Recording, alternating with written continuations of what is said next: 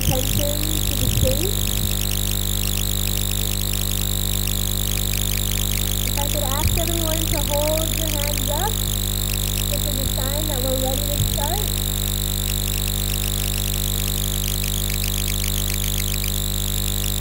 Good listening, everybody. So I'm going to call out Ms. Tirtha, who will start us with an Indian classical and contemporary song.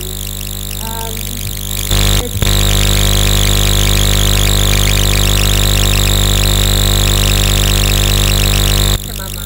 So let's give a warm welcome to Tirtha.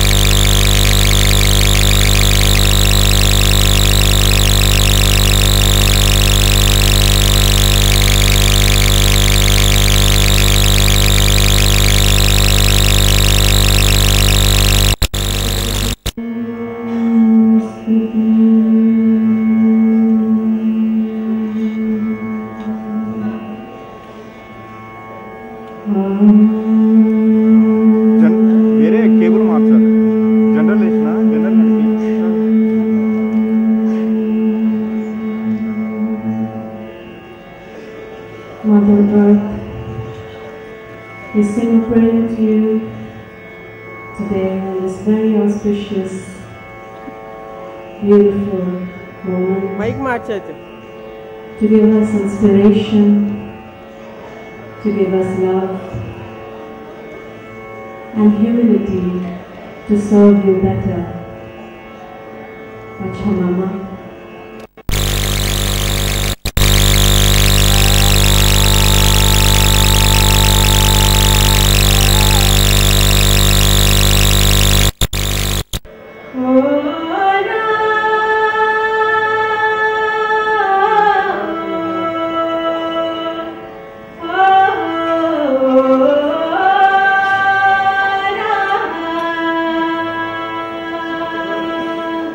Pachamama.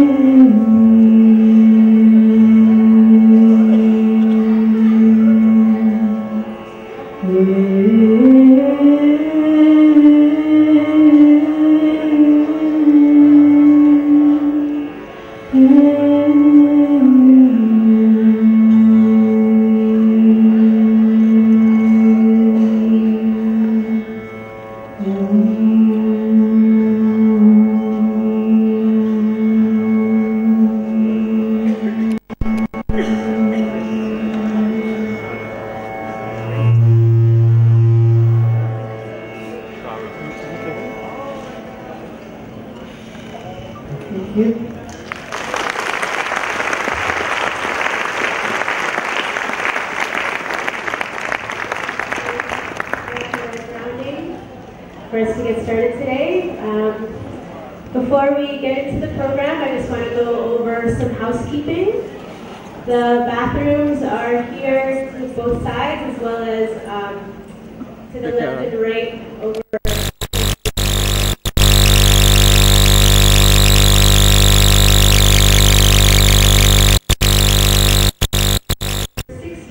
Countries represented here today.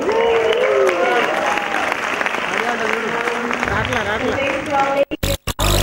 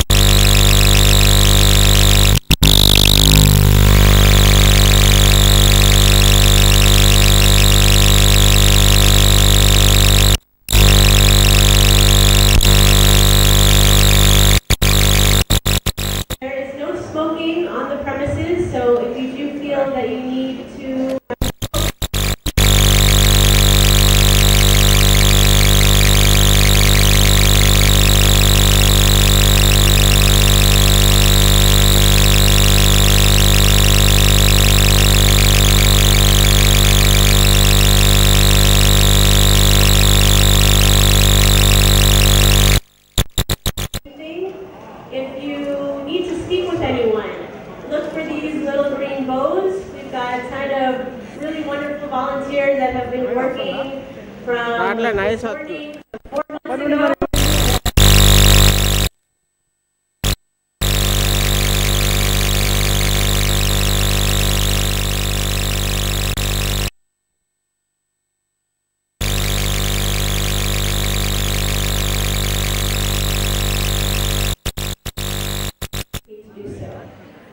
There's also a lot of folks here who are taking photographs. So if you have any issues with that, please take the responsibility to speak with that photographer if you don't feel comfortable being photographed. We've got hundreds of people here today, so please take that on for yourselves. So with that said, Shukrabat, Magandang Umaga, and good morning.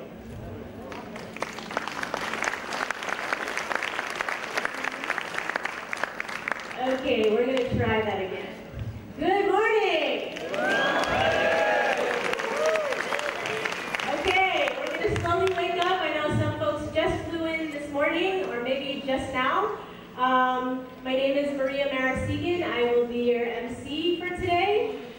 I'll apologize in advance if I mispronounce anybody's names, but I'll do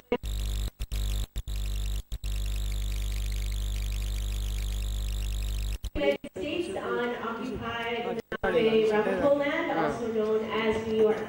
I am also diaspora, returning to the Philippines, hoping to do that sustainable development work with the Philippine Permaculture Association. So I'm really looking forward to our day today. We've got a lot of great folks here. So I'm going to go ahead and start with an introduction to our host, Mr. Narsena Coppola.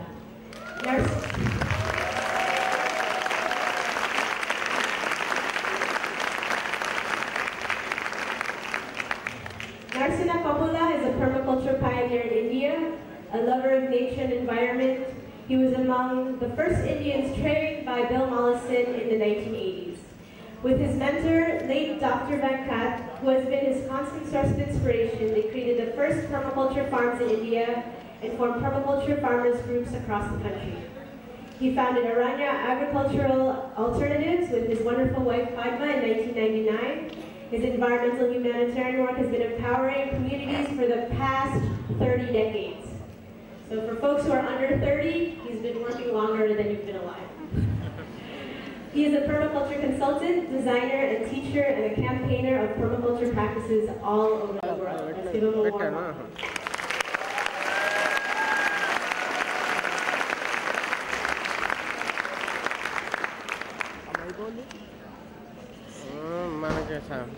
Wow. Very difficult. What should I say?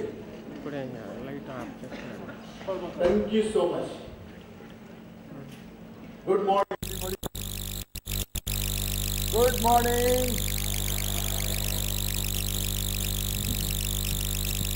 I'm very happy to see all of you here. Not one person. How many?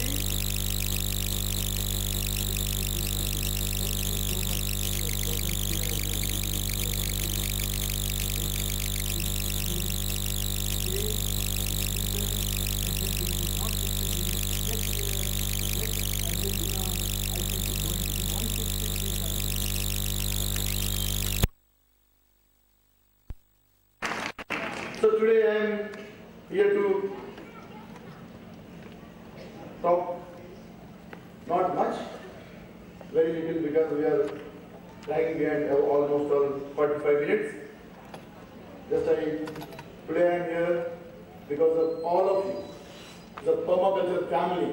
I am so happy. I cannot speak many words, but by seeing you, I got so overwhelmed and very, very happy to see all your smiling faces. Thank you so much.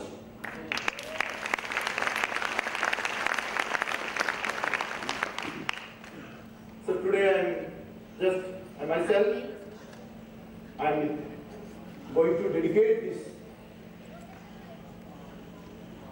IPC to Dr. Bill Mollison and Dr. Venkat.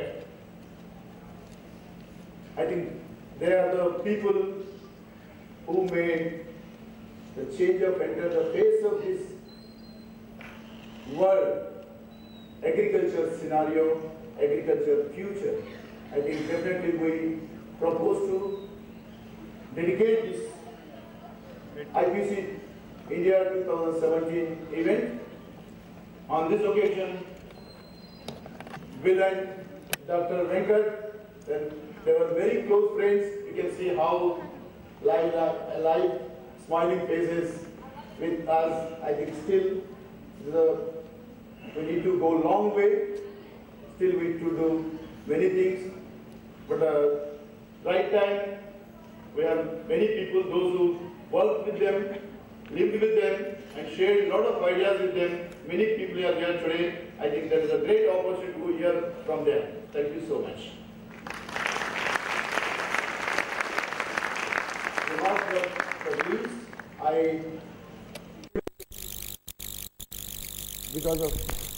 am come from a small village.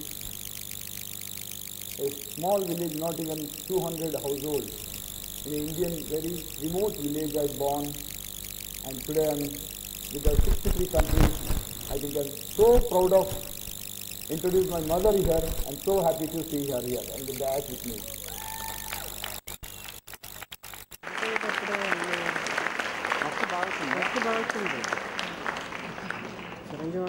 Yeah, mother is very important. She worked with me. At the same time, she supported me all the way in my activism, in my permaculture, whatever activities I am doing. From the day one, she is supporting me. So I congratulate my mom. At the same time,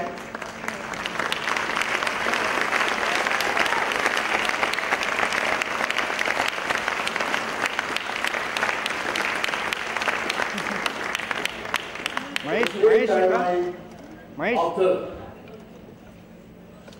my education, I got one very so kind, generous, beautiful wife, Padma also.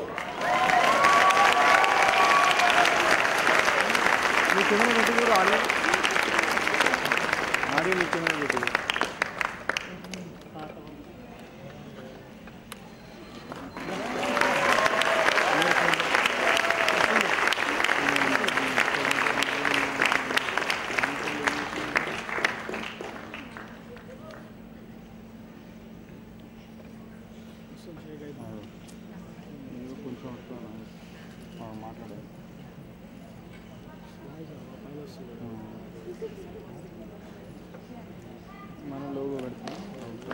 మన logo పెట్టరా మన logo పక్కకే పెట్టిన logo పెట్టి మనం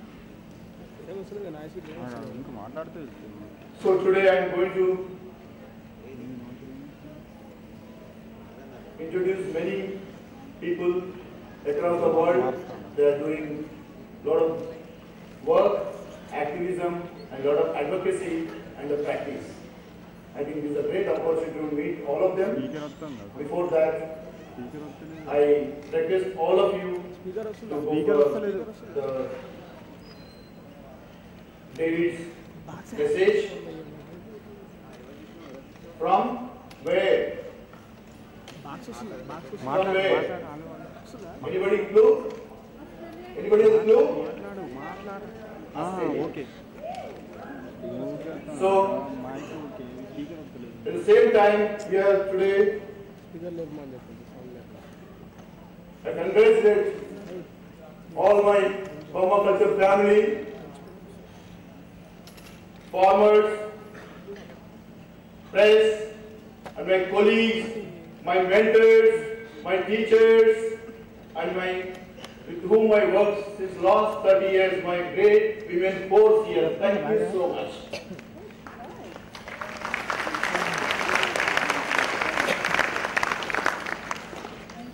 So this dedication, today we expected Stuart, but he could not come on time, so we will join tomorrow. Tomorrow we can hear from few words about Bill. So before that, I talk about this with two sentences, not many, because there are many colleagues, the contemporaries of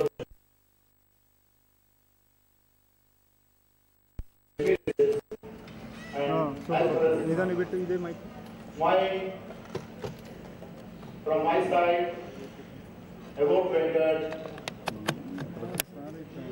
I cannot say many things. The great person, great humanitarian. So he is the person made enter this country today. Because of him, we are all here today. So that is the work he has been done, from small scratch work, from vegetable kitchen garden to 1 acre farmer. I think he is the person with whom I worked for almost 20 years. I think that is the power of permaculture. I think today I am so proud of to talk about Dr. Venkat, at the same time Will Mollison. Luckily, I am very lucky person that both are my teachers, and I will talk about both of them in next session. But before that, I wanted to have a message from David. Thank you so much.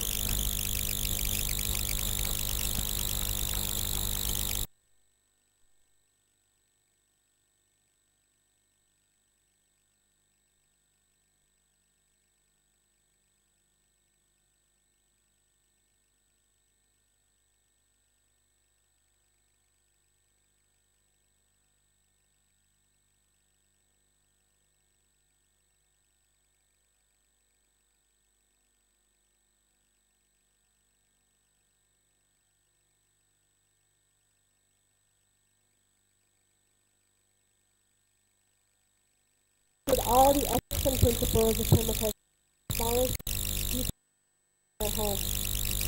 He then opened his home for thousands of people and continues to do so. He's known for his design and testing of the permaculture principles in Friars Forest Ecovillage. He teaches, he's written numerous books, and is known best for his generosity and sharing. Here's David.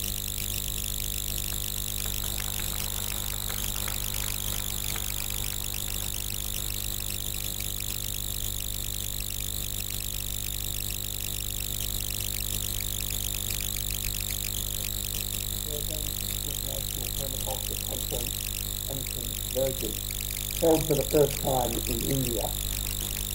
I should apologise if there's some disconnect between what I say and the dedication before me, because I only heard a muffled version of what was said. Some of you are old friends and colleagues. Many are permaculture designers, teachers, activists and practitioners from around the world. But most of all, my greetings and welcome are to those of you attending this gathering of the permaculture global community who come from kindred fields and networks.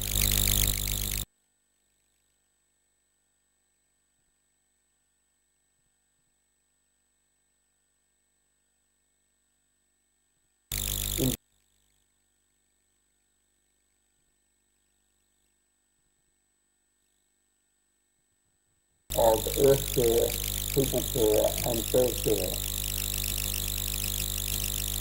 In particular, I would like to pay my respects to Dr. Vandana Shiva, whose work and ideas have been a great inspiration for my own journey with permaculture. As the survivor of passing of Bill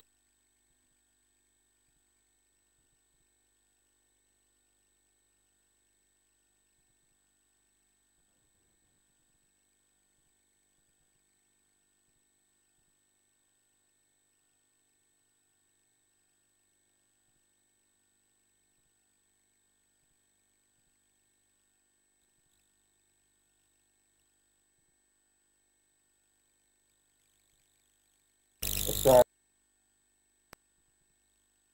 presenter for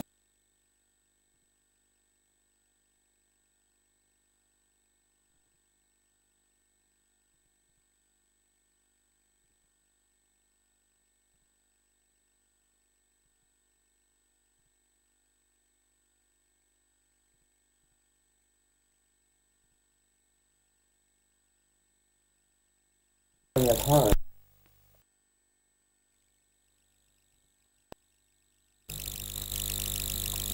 There is a further reason why I am not with you in person.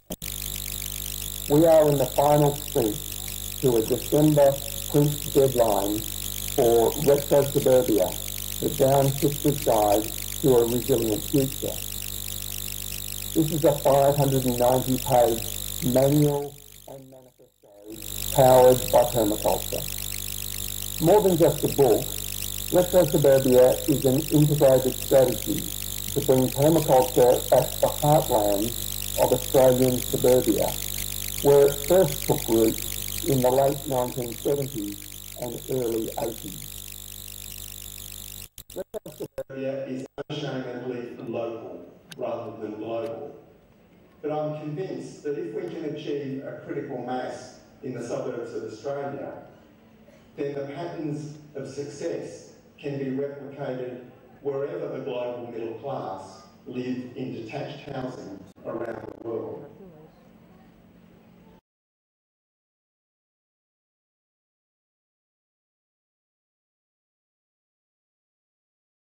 Middle class people to find the prosperous way down to living within ecological limits. The greatest power of permaculture may be in assisting the billions of people still connected to land and cultures of place to create abundance where they are. But that great task will never succeed while the global extractive economy run by elites continues. Without the consuming and debt-bound global middle class, that extractive system has no future. Creating self-reliant communities everywhere may be an almost universal permaculture strategy, but the techniques to do so are very varied, depending on the culture and the context. I trust that this conference and following Convergence will include a wide range of examples of people, places and projects where those self-reliant communities are growing in the shadow of failing globalised systems. Finally, I'd like to acknowledge the great effort made by a limited team of dedicated local organisers and their global supporters to plan and run this event. I trust that those attending will pitch in where needed and be tolerant of the glitches that come when events of this scale are done on shoestring budgets that are the norm in the world of culture. There is no doubt that I will get personal reports on your presentations, discussions and actions to further the depth and speed of permaculture in India and around the world. So make the best of the collegiate connections that this event offers to those present and take inspiration and energy back to your own home places, wherever they may be.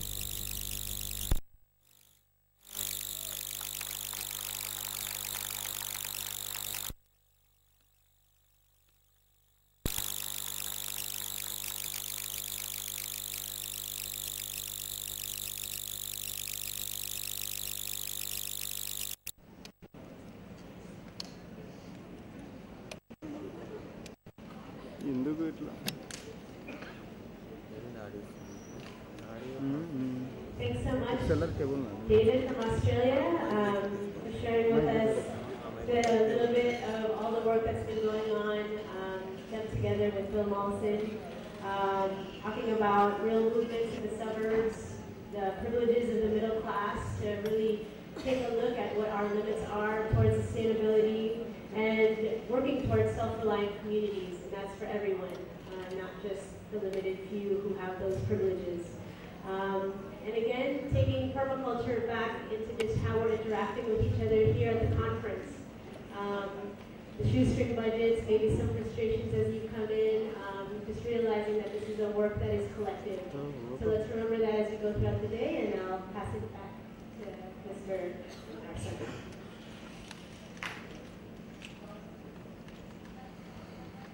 Thank you, David.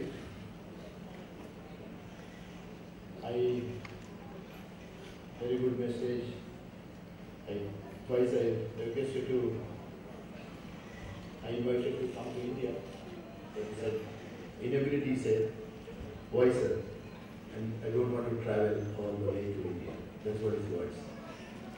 So, yeah, there are people like, many people are like David, no doubt. And we are also look for that kind of that direction in future. So now I request, because today we are big gathering, all permaculture community, family, so many people that did their contribution from local, national and international. I think today I am very happy to see all my international FIPC and IPCC members that did their marvelous job. They have provided a lot of scholarship to many, almost 23 people from international. I think that is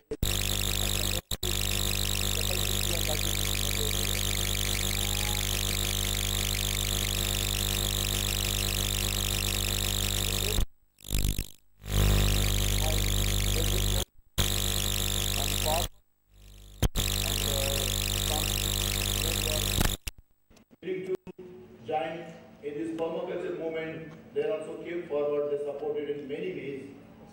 So for them also I am very congratulating all of them.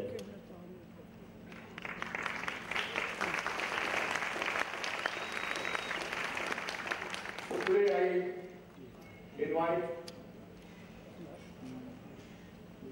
the people, those who made change in development sector, in the agriculture sector, in bureaucrat level, and even grassroots level. So first, I'll invite Vanna Shivaji, please come onto the dais.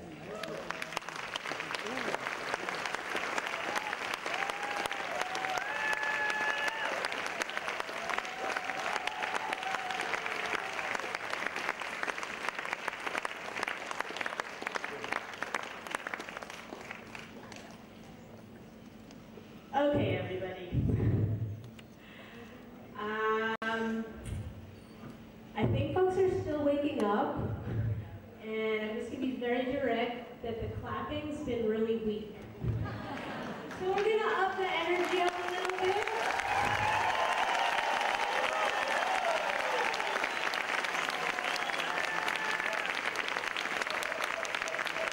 I know permaculture is about energy efficiency and energy conservation.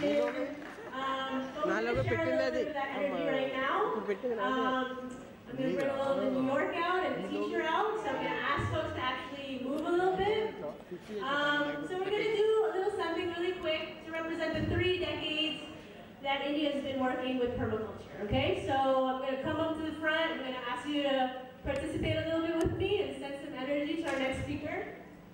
So I'm just going to count to 3. You're going to start at your feet, we're going to go 1, 2, 3, ha! Use your loudest voice, so whatever country you came from, they hear you. Are we ready? Yeah. Okay, so start down at your feet. Let's go, wake up. Good morning, India. Good morning.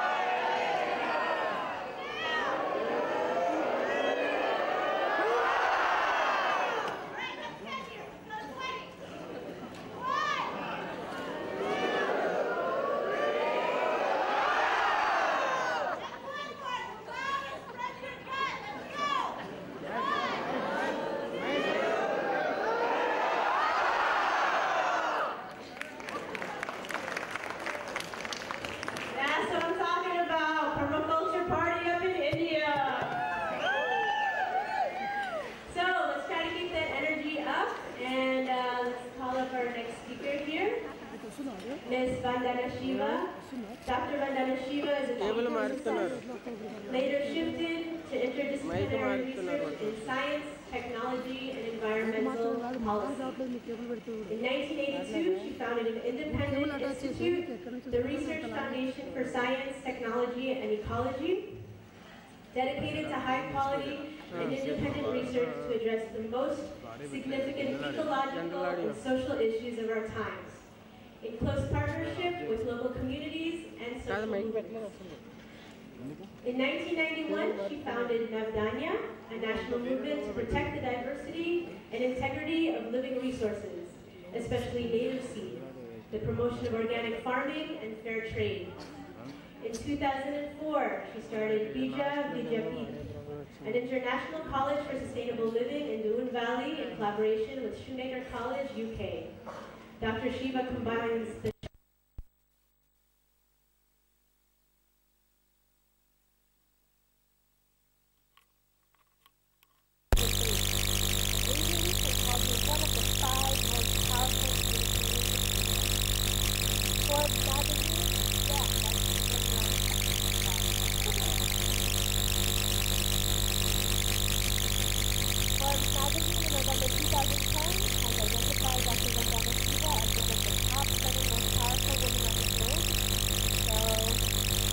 welcome this powerhouse.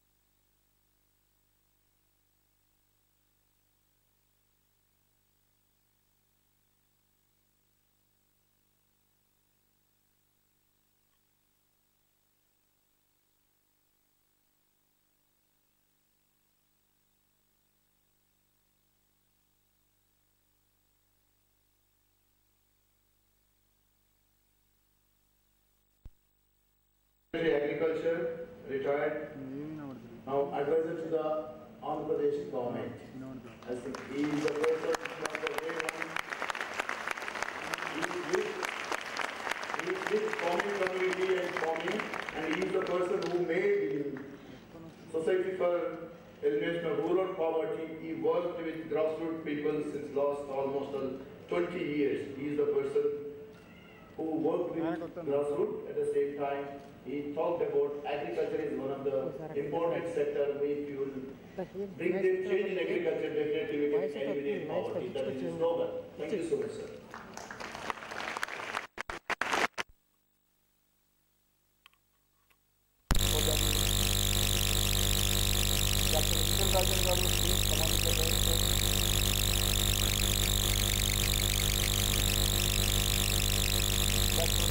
Is one of the pioneers who made it possible to bring permaculture and film also to India.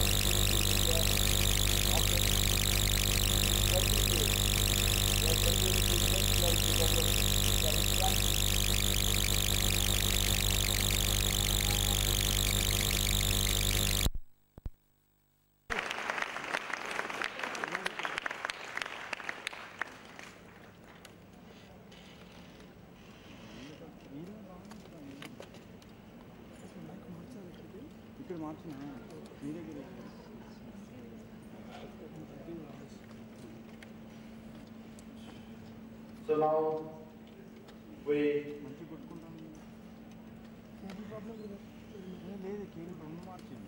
letting the land and sowing seeds.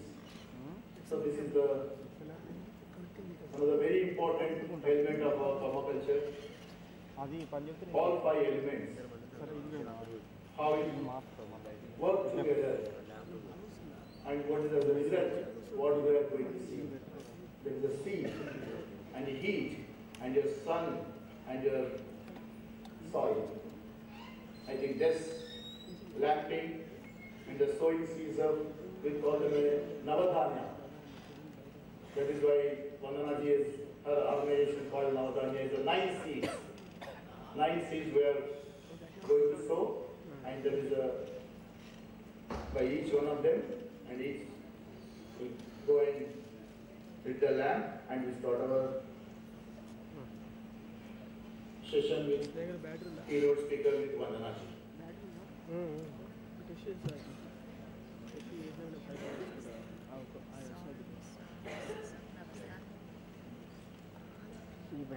So,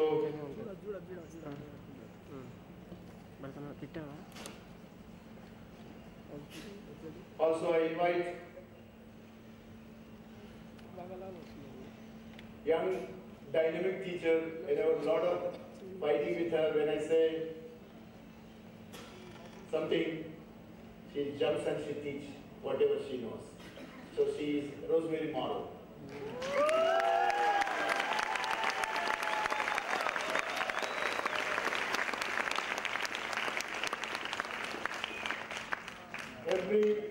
Every meeting, every conference, his smiling face, his name is Cloud, but always Cloud.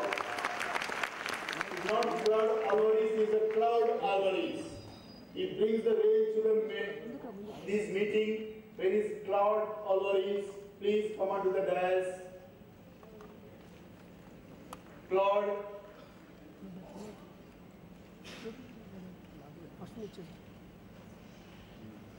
So last time I had National Permaculture Convergence.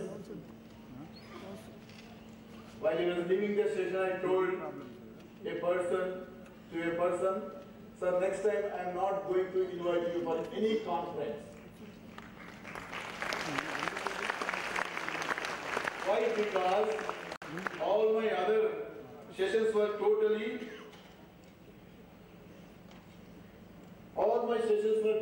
deserted.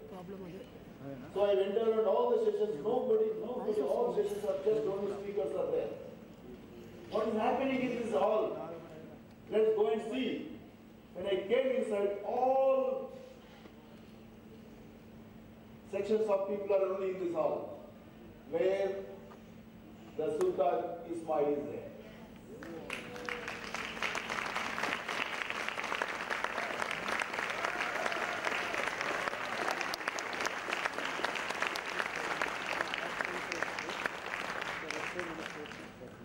The first generation person from India is a permaculturist.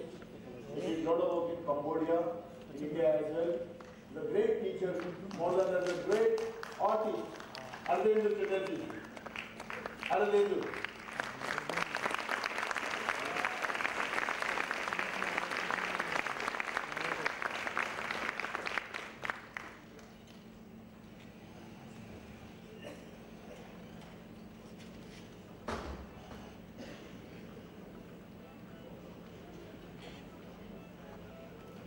So,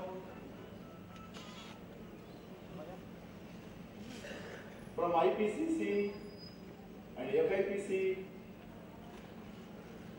I have seen almost since last 15 years, she is helping a lot, not only providing scholarships, and she is giving a lot of directions and instructions to the hosting countries of IPCs. She is Margaret Holder. Please, Margaret, come onto the dash.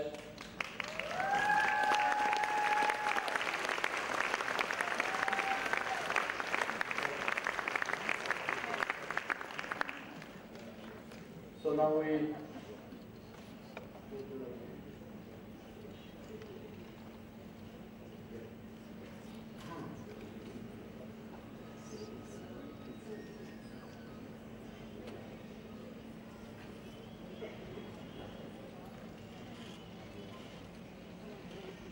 So now we're going to go into lighting the lamp.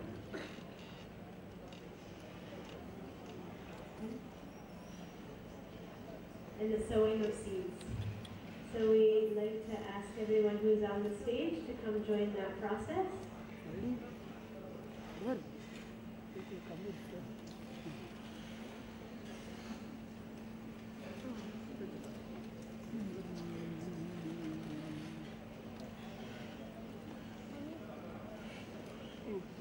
చిన్నగా camera కూడా పెడతారు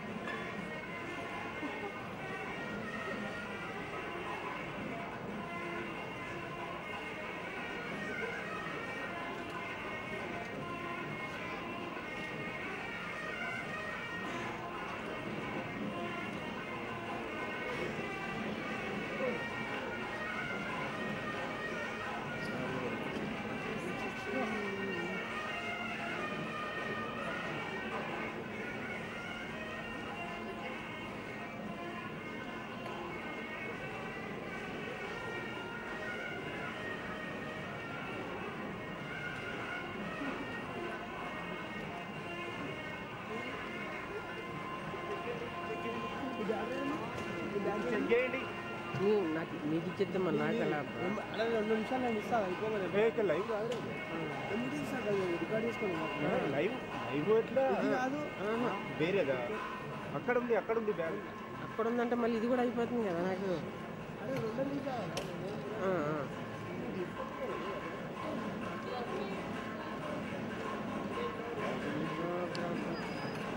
battery charging పెట్టుతారా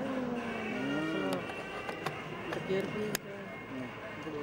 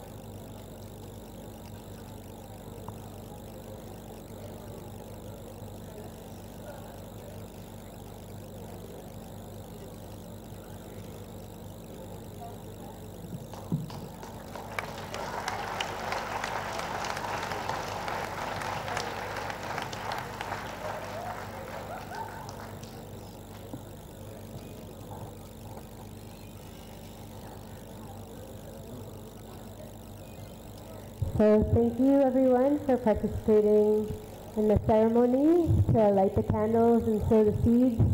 I think it's really important to recognize the people who are at the table and the people who are also sitting next to you on both sides, the left, right, and the front and the back of you, representing government, teachers, civil society, the academe, the IPCC, who's brought a lot of folks out here, really representing the interdependence of all of us coming together to make sure we keep the work of permaculture moving forward and passing it from one generation to the next. So I got a little excited before and introduced Ms. Vandana Shiva earlier with her bio. And I will now properly pass the microphone to Ms. Vandana Shiva.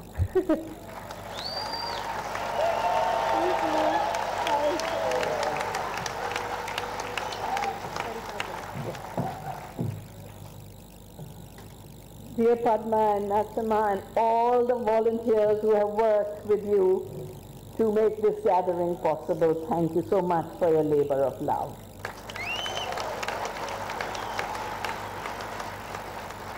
And that's something we have, in infinite ability. Also to Natsima, thank you so much for introducing your lovely mother to us.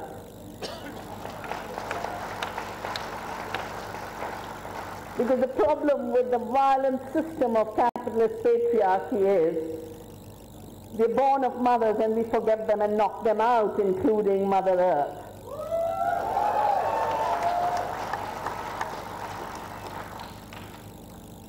And in fact, we are literally in the last century of this epic struggle between greed and violence and patriarchy and love and non-violence and the feminine everywhere.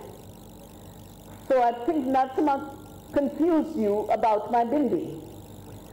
I don't believe in decoration. I did not wear a bindi most of my life till I read a wonderful book on the Sri Chakra, the symbol of the feminine power of the universe.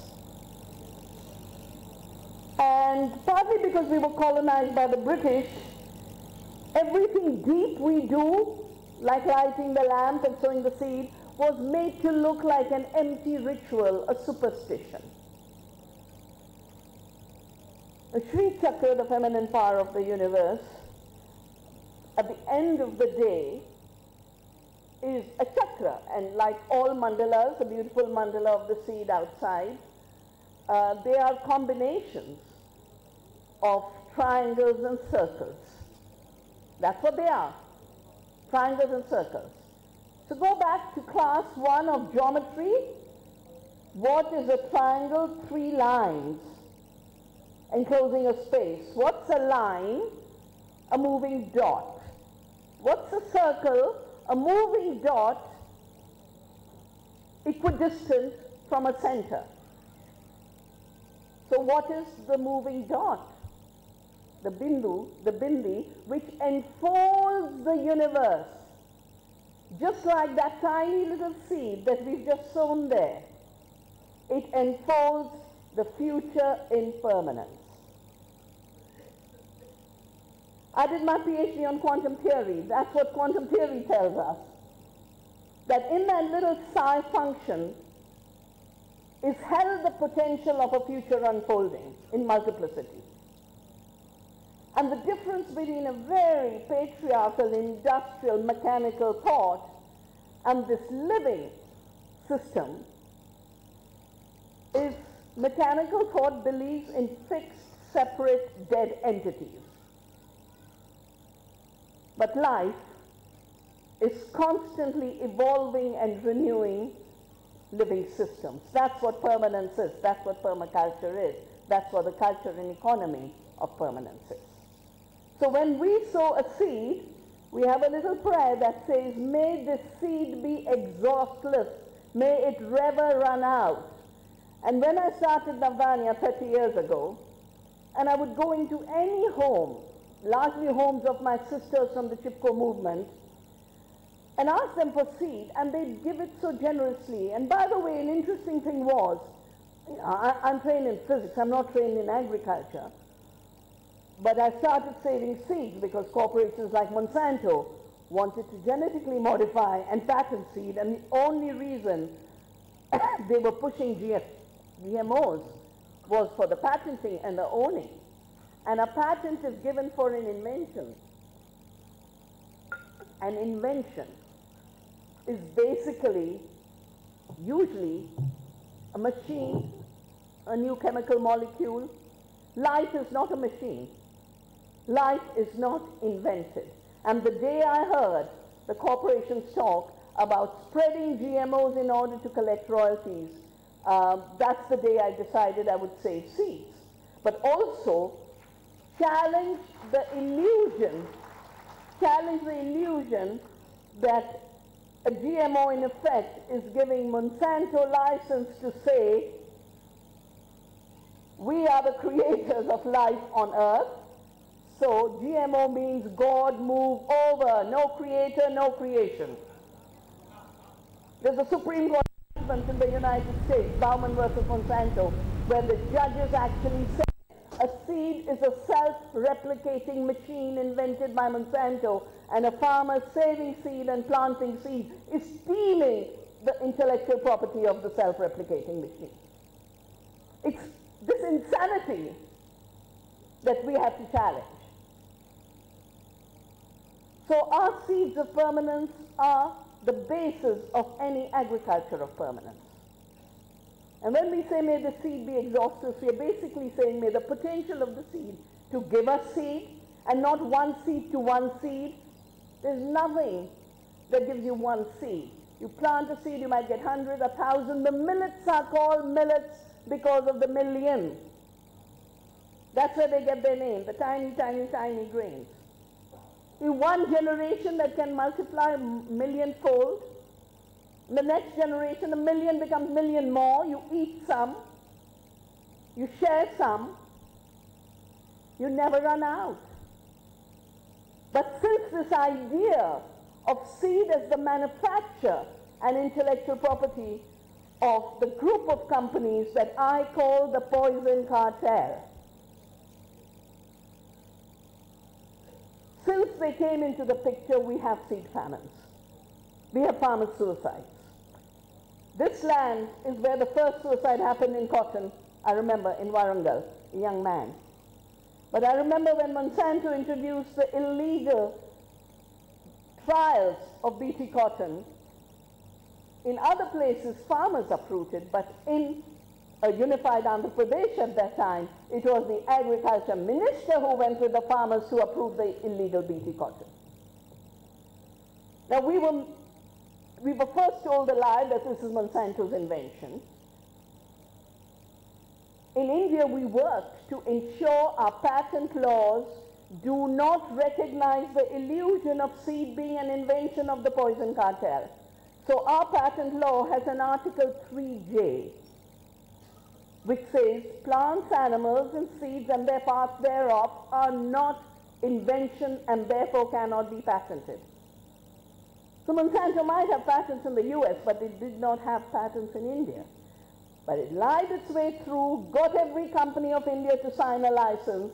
No one else, no, they couldn't sell other seeds, and all the BT seeds were Monsanto.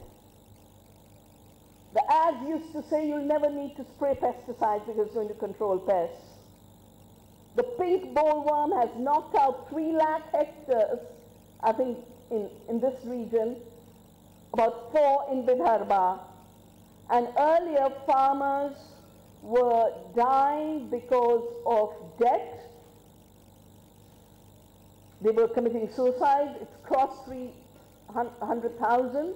Most of the suicides are in the cotton belt. 99% of the cotton seed is controlled by Monsanto. Every step illegal. The introduction illegal, the royalty collection illegal, the new Roundup Ready BT cotton illegal, and every time a regulatory agency takes action against them, all they do is sue the government. And so it ends up we, as citizens, have to come into courts and support our laws to ensure that our ethical framework of permanence is not knocked out. The pink bollworm has absolutely wiped out the cotton this year. So the only other application was herbicide tolerance. The superweeds have taken over agriculture wherever Roundup resistant seeds were used, because nature is intelligent. Bacteria evolve resistance to antibiotics. Weeds evolve resistance to Roundup. Pests evolve resistance to the Bt toxin in the crop. So what's the next step they're thinking of? Are they thinking of stepping back because they made a scientific mistake and committed an ecocide and a genocide? No, they want to rush further. So the solution to herbicide-resistant weeds in the United States is a new program of violence, an absolutely unacceptable program of violence, which is exterminating species through the new technologies of gene drives. There's a new report out from the Defense Research Agency and the Gates Foundation, who was visiting Andhra Pradesh. I worry when I see Gates' picture with the Chief Minister in India, because he's trying to continue what Monsanto is failing at. He's trying to continue the golden rice. He's trying to continue the Bt eggplant we threw out of India and they took it to Bangladesh. And he's trying to continue a failed industrial farming based on only one thing: poison. The poison cartel, which is now merging again, they were one in the time of Hitler, IG Farben, Standard Oil. Monsanto is merging with Bayer, Dow is merging with DuPont, Syngenta is merging with ChemChina. Three giants. What is their expertise? Killing. Their expertise was killing humans in the beginning, in the concentration camps and in the wars, the poison gases. These are the precursors of every pesticide that we use. Even the chemical fertilizers, the nitrogen fertilizers, came from the ammunition factories and explosive factories. It's the same process of burning fossil fuel at 550 degrees to fix atmospheric nitrogen. I'm holding a little tur dal. It can do a much better job of fixing nitrogen non-violently in the soil. Give us 200 kilograms of nitrogen. Or the chana. And not only they give us good nitrogen in the soil, Albert Howard, who wrote the book Agricultural Testament, has a lovely para saying while the Western scientific community was still debating about whether or not plants can fix nitrogen, Indian farmers had this intelligence and were using nitrogen-fixing crops in mixtures to create permanence. So not only do we get free nitrogen in the soil, we get good healthy protein. Are any of you from Canada? So there's a new disease of free trade that is dumping a pathetic yellow pea dal on India as a fake substitute for tur. Tur has 30 grams of protein. The yellow pea has 7 grams. And no, it's a percentage. The percentage of protein is 7% and 30%. And it's tasteless. It's sprayed with Roundup, and it's being dumped on India through what I call unfair trade treaties. That's why I think this issue of fair share is so important. Because you can only get a fair share in a fair economy. And in a fair economy, a producer of food should be able to have 50% of what is the final value of food. In the unfair economy, producers are getting 1%, I've done studies on the potato. I've done studies on other commodity crops, 1%, and a debt to top it all. Potato farmers growing Pepsi potatoes in Bengal are now committing suicide. They get 1% of that horrible packet of Lay's chips, where the tribals have also paid with their lives for the bauxite mining. But Pepsi has them in debt because Pepsi owns the potato seed. The chemical fertilizers and pesticides are part of the profit system. So not only is an agriculture based on poisons killing our farmers, it's killing life on earth. All the data now is clear, and I have a book on who really feeds the world. It was written for the Milan Expo on Feeding the World. 75% of the soil destruction, degradation, desertification is because of the industrial model of farming, including the Syria problem of refugees, including Boko Haram in Nigeria, including migration everywhere. Most refugees are refugees of an industrial agriculture. 75% water destruction, 93% vegetable plants, biodiversity. Our studies on the BT cotton area are showing 60% disappearance of soil organisms, 60%. Pollinators, 75% gone. They just did a German study, 75% insects have disappeared in the last decade, 75% insects. And without this biodiversity, we don't have life on Earth and we don't have food. But as I wrote in my book, Soil Not Oil, 50% of all greenhouse gases that are contributing to climate change come from the industrial globalized model of farming. And now we have a new book out called Annam, Food as Health, 75% chronic diseases, which are called lifestyle diseases, but are food style diseases, and are industrial food system diseases, 75%. You add it all up, our assessment is just for social and environmental damage in India, the externality is 1.2 trillion annually. Add the health costs, it's another 1.3 trillion. So about $3 trillion annually is a burden the earth is bearing and people are bearing for the super profits of the poison cutter. But we have alternatives. That's what we're here to celebrate. And while we celebrate alternatives, we have to stop the next stage of insanity. The next stage of insanity for Monsanto is farming without farmers. We don't need people.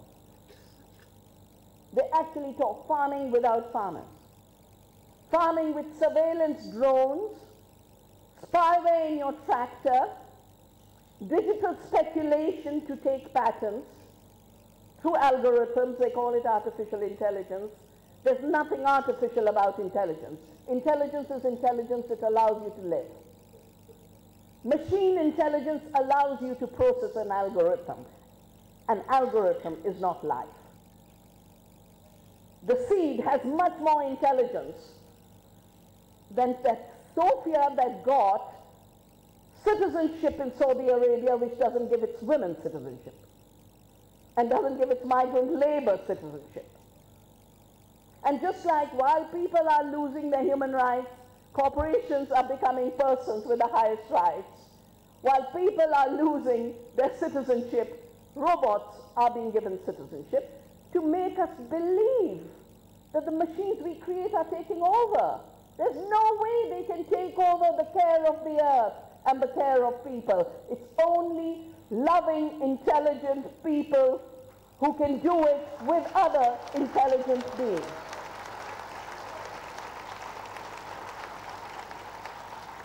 And this is the future we have to work for, the future on which we have to build, on all the contributions of everyone who went before us. I remember in '91, I did a Schumacher lecture with Bill Mollison, And everyone was very annoyed with Bill because they came to listen about permaculture. All he talked about was the financial economy. And we should have listened to him because we have reached the situation where 6 years ago, 388 men controlled half the wealth of the world. 3 years ago, it dropped to 62. Last year, it was 8. This year, it's dropped to 5 men controlling half the wealth of the world. And on this rate of reduction in the number of billionaires, we are going to have one soon. Already, Jeff Bezos, who stole retail, first publishing, now retail, and Bill Gates are in the competition. But none of them have created anything. Not one, Bill Gates did not create the software that runs Microsoft. I won't go into details on that. Basics was done by Dartmouth College, professors of math. MS-DOS was a software developer. And just like in software, the enclosure of the commons is the way patented software evolved. The enclosure of the seed commons is what all of them are seeking, and Bill Gates has a very, very big hand now in patenting life. My new book is about all of this. Our time is to remember we are Earth citizens. Our time is to remember that working with other species and other beings, the soil organisms, the insects, the biodiversity of plants, we produce more food. So all the measurements in agriculture about yield are about commodity production. They are not about food and nutrition production. So every time they say we feed the world, they basically are saying we feed our profits. 4 crops account for most grain traded. 90% of the corn and soya is being used for biofuel and animal feed. It is not in the food system. So it's not an accident that we have growing hunger and growing malnutrition. It's not an accident that the 3 deep crises we face are all related to industrial farming. The planetary crisis of species extinction and climate change, the production crisis of farmers dying in very, very large numbers, or disappearing from the land.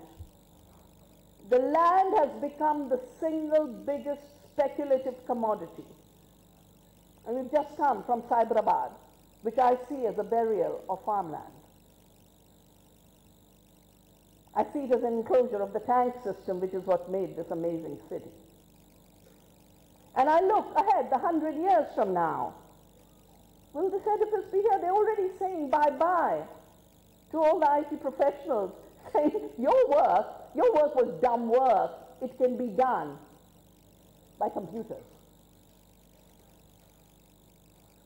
All of this structure will not last 100 years. And every scientific prediction is, if we continue on the path of destruction, within 100 years, our species will be extinct like we have pushed so many others to extinction. 1,000 times the normal rate is the biodiversity extinction. People are talking about the 6-mass extinction, and if you push and say, okay, what is driving it? On-farm chemical farming, off-farm chemical farming. We don't need to grow palm oil by chopping down the rainforests. We don't need to grow GM soya in the Amazon or in the Argentinian forests and the savannas. We have destroyed the health of the planet and our health. So this industrial system is only producing 30% of the food we eat, while using 70% of the resources. If it increases to 45%, we're going to have a very dead planet because it has destroyed 75%.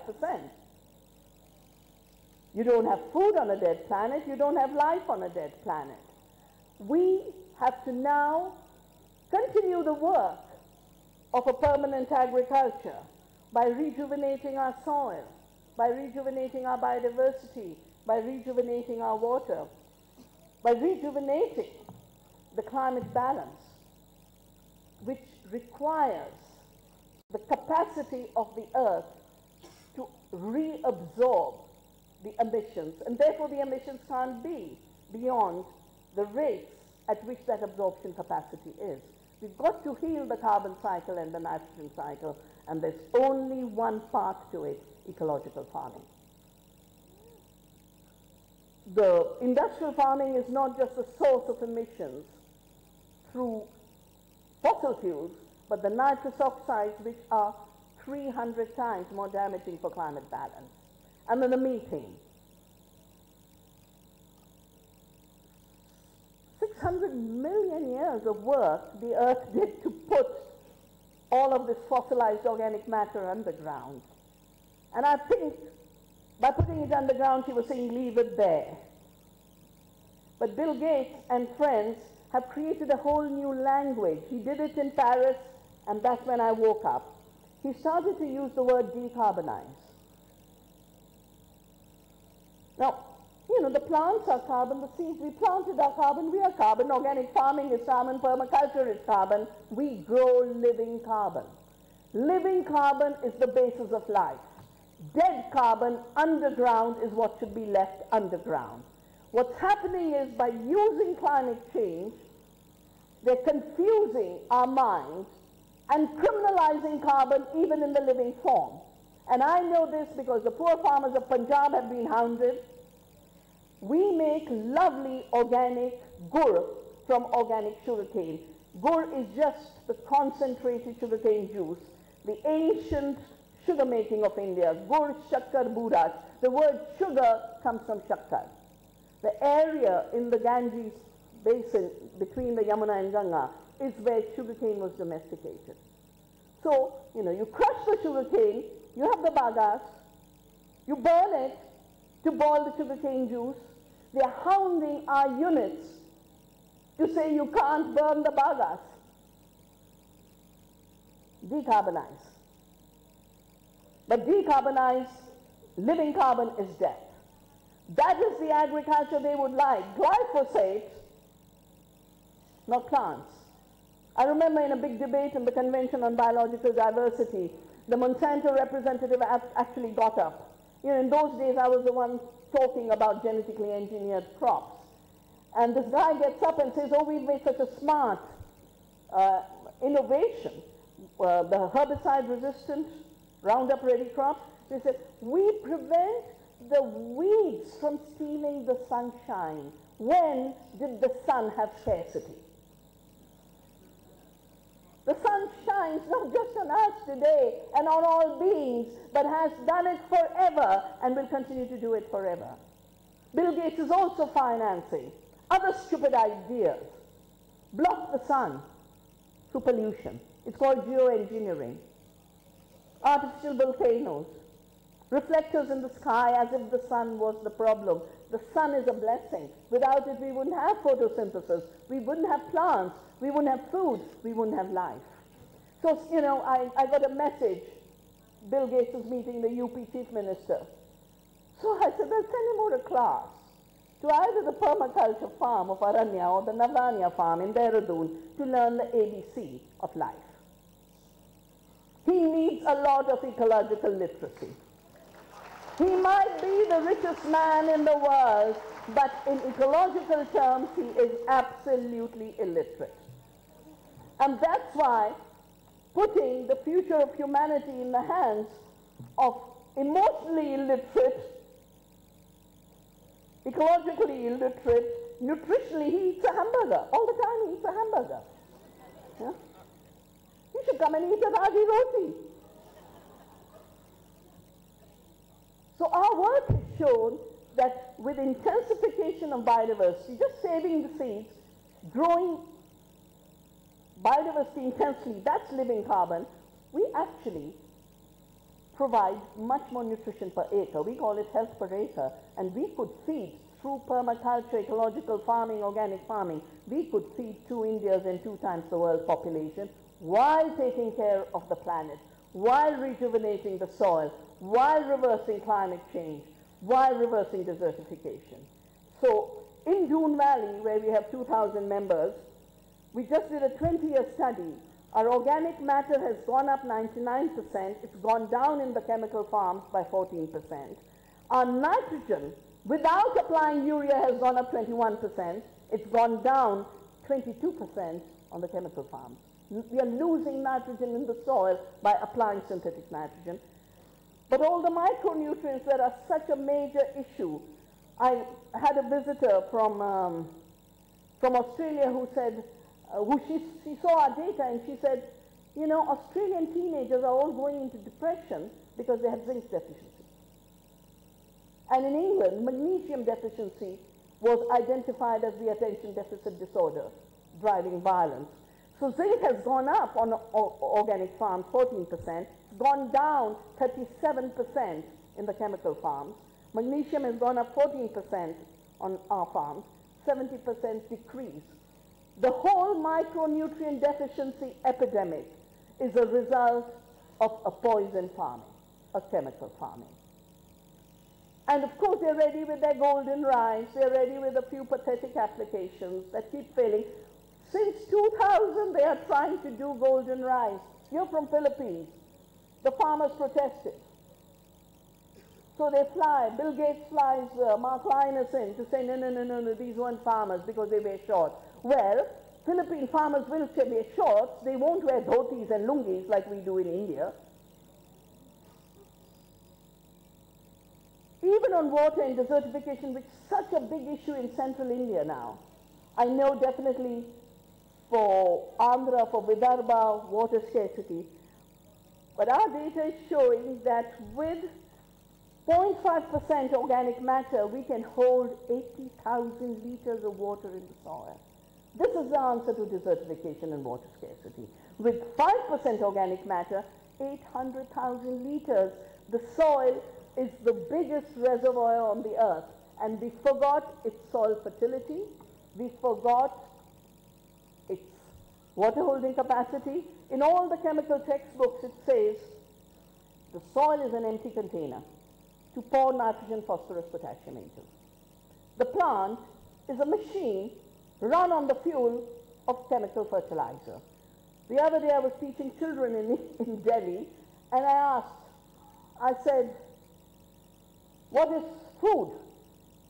Because we're trying to get them off junk food. I said, what is food? You know, 25% kids of Delhi are obese because of the junk food diet. And this kid says, it's fuel for running our body, which is a machine, which is what the school books say. Food is fuel for running this machine. Now, this machine is super intelligent at every level. Nearly 100 trillion cells in our gut microbiome.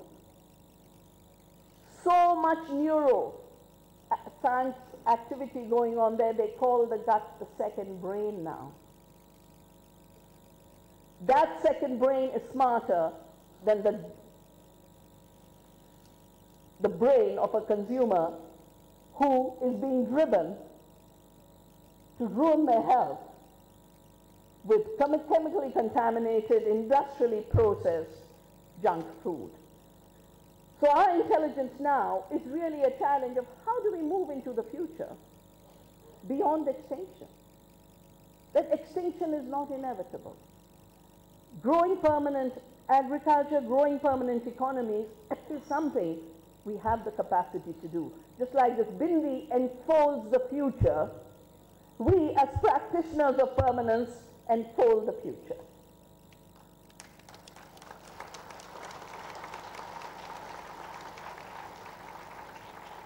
And in the process, we don't just create a healthy planet through earth care, healthy people through people care, but justice and fairness so that there is a return to the earth, there is a return to the farmer, there's a return to communities. An extractive economy that is leaving 5 men with half the wealth of the world is not sustainable. It is not sustainable. It is anyway unjust. It is anyway dishonest. It is anyway based on theft and on cheating. So if we now need truth and honesty and fairness in our communities and in our lives, we begin with the food we eat. We begin with our lives. It's not given to us to try to address the planetary level beginning with the planetary level. We address the planetary level beginning with the local. And because the world is connected, every time we sow a seed, we are growing the future. Every time we protect the soil, we are growing the future. Every time we take living carbon and allow the excess carbon dioxide to be reabsorbed from the air, we are addressing climate change, not by looking at how many parts per million is in the air, but looking at how Earth Care can address the reduction of those parts per million and the reduction of emissions. In any way, Trump has said, I'm not obeying the agreement. We have rogue corporations and we have rogue leaders. And in the context of rogue corporations and rogue leaders, we have to be even more active. We have to do even more of our bit. And learning from the seed, I have never underestimated smallness. The big problems of our times will be addressed through millions of us acting at the small level where we are. And just like you have all gathered here and created this convergence, that convergence is the amplification of power, of energy. I invite you next year for a biodiversity convergence. We're doing a very big biodiversity congress in Dehradun. But before that, we will do a women's gathering, because long ago I started a movement called Diverse Women for Diversity, to basically tell the crazy, you see, no, you're not inventors, sorry. We're going to save the seeds, and we will defend the freedom of the seed to evolve. At WTO, sorry, free trade is not destroying farms and our health. Free trade is working according to the laws of the earth and the laws of our humanity. We live on one planet as one humanity, in all our diversity. And then after the Congress, we'll have another agroecological gathering. You can look out for all of this on the Navdanya website. Nasima comes every year when we do the 1 month training on the A to Z of agroecology, organic food systems, and biodiversity. And it's by working together that our power is much more than our individual powers. Our power is the power of the millions and trillions of species on this earth. Our power is the power of every marginalized and forgotten person. Our power is the power of life, which will not be extinguished, no matter how deep the urge for extermination be, in those who have only money making in their minds, who are only driven by greed and by violence. Because in my life's experience and in my philosophy, love and nonviolence have always been more powerful to face systems based on violence and greed. Thank you.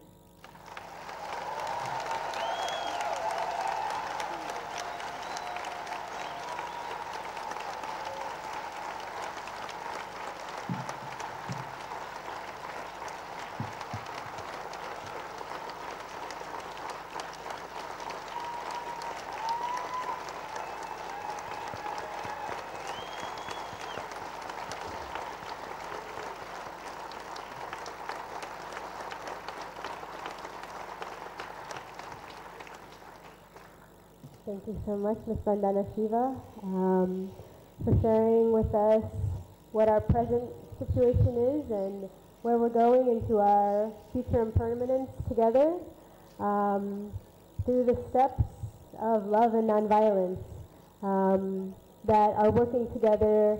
We each have our part in terms of what our power is in order to change the systems that exist currently that is not acceptable. That beyond this conference, we have to take the seeds and the light and the points and connect the points of each of us with one another during this time and beyond to make sure that the things that we are planting continue to grow sustainably. So thank you for your powerful words, and I hope that we do continue meeting at these gatherings, but also in your conversations amongst each other. If you don't know the person sitting next to you, please make sure to take the time to do that and find the power in your conversations and sharing all of the work that you're doing here today. So we've got this wonderful row of people in front of you, but I do just want to remind you about all of the people in this room that create this movement. So we really do need each other. So I'll pass it back to Sir Narsana.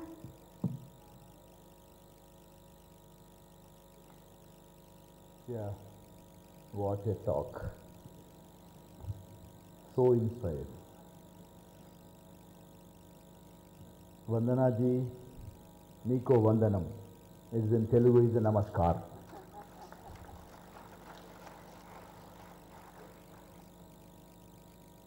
So now we just invite Mr. Vijay Kumar Garu, is a retired Principal Secretary Agriculture.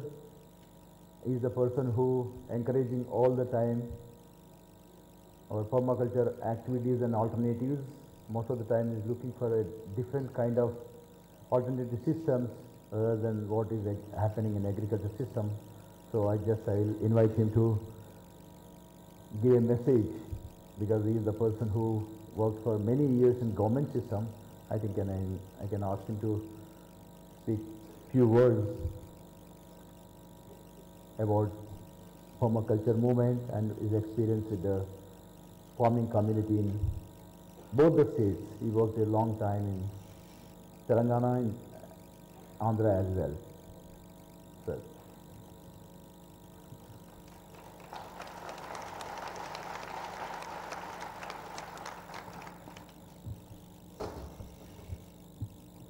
అందరికీ నమస్కారం అండి. వివిధ జిల్లాల నుంచి వచ్చిన రైతులందరికీ నా హృదయపూర్వక నమస్కారములు. Greetings to all the farmers and all the delegates from 63 countries. I must thank Narsana Garu and Padma for inviting me and making me part of the permaculture family. Thank you so much.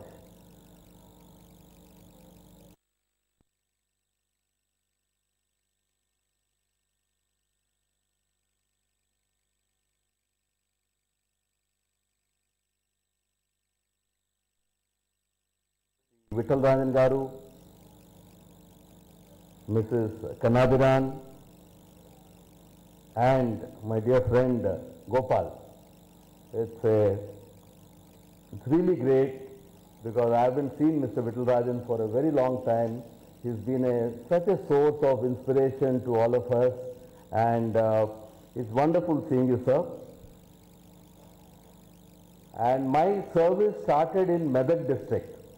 And I remember seeing Gopal's laterite houses in '84 in Zahirabad.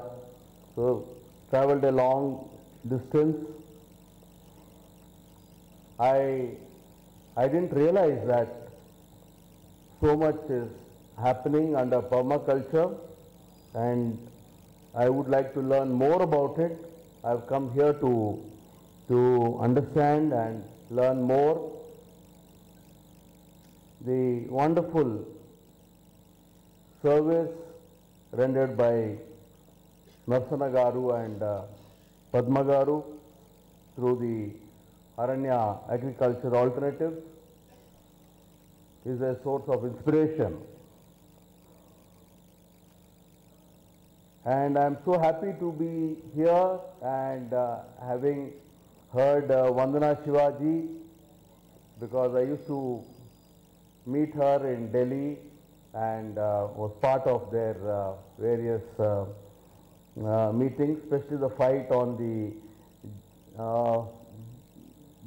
brinjal, GMO brinjal, and various other successes which she has been leading in the country.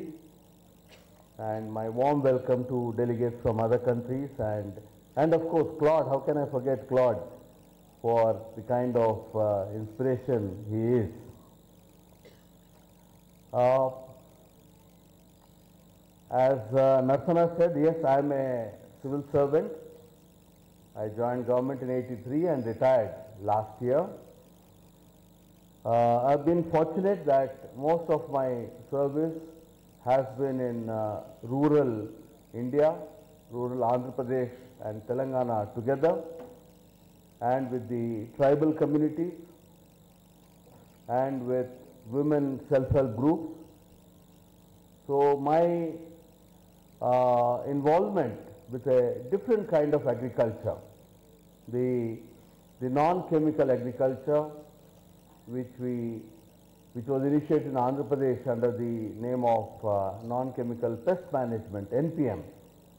So that actually started with the women farmers. We started the program in year 2005, and the women farmers took the lead in that. And this program slowly spread through a farmer-to-farmer exchange process. It was not a top-down kind of agriculture dissemination. It was a best practicing farmer who carries the highest credibility working with other farmers. So about 2.5 years ago in Andhra Pradesh, we started a new intervention, this time with the agriculture department, because till then I was not working with the agriculture department, given their grounding in the chemical agriculture. But I came back to the state from Delhi. I was the Special Chief Secretary Agriculture in Andhra Pradesh government, and I thought the agriculture department should be sensitized to ecological agriculture. And I am very glad that I took that step, because today in Andhra Pradesh, the agriculture department, starting from the agriculture officers and then at the level of the panchayat, the agriculture extension officers and above are beginning to understand natural farming, and are many of them, a small number to start with, but now a larger number have become champions of this program. Our objective is to work in about 2,000 villages to make them into bio-villages. We have started work in 968 villages, and about 140,000 farmers have started practicing what we call as zero-budget natural farming, popularized by Sri Subhash Palekar. He has been, in one sense, a one-man army motivating farmers all over the country to respect nature, to do farming in harmony with nature. And a logical step forward in that would be permaculture, because we already have incorporated multi-layer farming as part of the zero-budget natural farming protocols. So what I'm looking forward to is the help from Aranya Agricultural Alternatives to take permaculture, to take it on scale, so that we have villages where all the farmers are practicing natural farming and graduating to permaculture. And I also want to involve the young farmers in moving towards permaculture. I've had a brief discussion, but I look forward to support from Aranya Agriculture Alternative, Narsana Garu and Padma Garu, to make this a farmers movement, where young farmers, women farmers,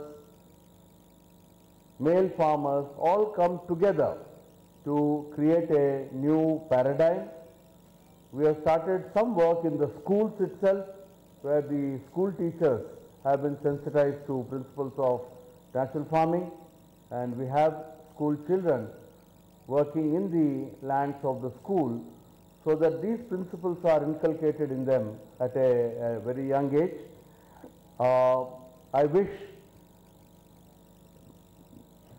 this conference great success, and I'm very happy that all of you have come both from within the country, but more important from 63 countries.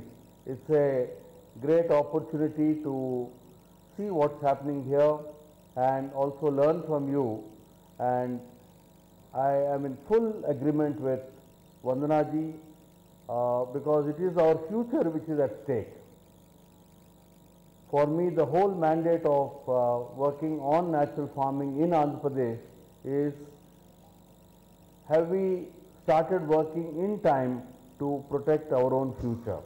That's a very big challenge. We need to answer that. We need to work towards that. So thank you very much, Narsana Garu, for giving me this opportunity to be here with all of you. Thank you.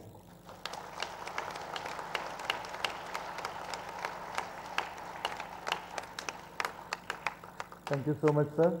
So, sir, always look for some alternative system within the mainstream agriculture.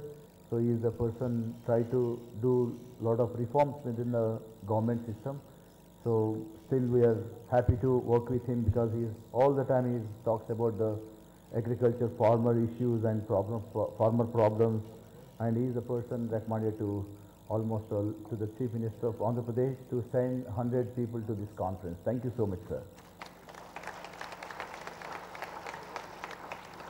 So now I request, because here again my mentor, my teacher, always I remember Dr. Venkat, because my big family who lived, who shared lot of lessons about permaculture, his gardening and seeds and books, and lot of dialogue had from the day one. So with the Dr. Venkat, there are 4 people with us. I wanted to hear even Robin also I'm including in that team because she knows Venkat very well since in the year of 1987. I think that family sharing with the Dr. Venkat some memories and how it started in India, the permaculture movement. Just I wanted to request Dr. Vittal Rajan to comment some few words about how it started in India, the permaculture movement. Thank you, sir. Please, thank you, sir.